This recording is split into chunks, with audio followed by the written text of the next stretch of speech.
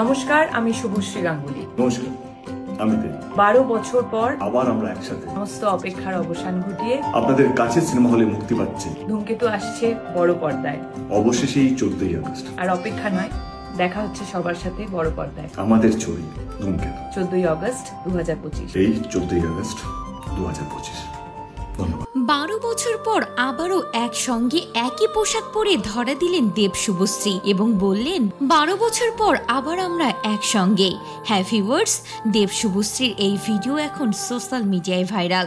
12 বছর পর আবার আমরা একসাথে সমস্ত অপেক্ষার অবসান ঘটিয়ে কিছুক্ষণ আগে একটি ভিডিও পোস্ট করে সোশ্যাল মিডিয়াতে ঝড় তুলে দিয়েছেন দেব শুভশ্রী। ভিডিওটি শুরু হয়েছে নায়িকা শুভশ্রী গঙ্গোপাধ্যায়কে দিয়ে, তারপরে এসেছেন দেব। দুজনে মিলে একটাই বার্তা দিতে চান, তাদের অভিনীত শেষ ছবি ধূমকেতু বড় পর্দায় আসছে 14ই আগস্ট। নায়ক নায়িকা বলেই দিলেন 12 বছর পর একসঙ্গে বড় পর্দায় ফিরছেন তারা। মানে ছবিটা জন্মলগ্ন ছিল 12 বছর আগে। অবশেষে 14ই আগস্ট সেই সিনেমা মুক্তি পেতে চলেছে।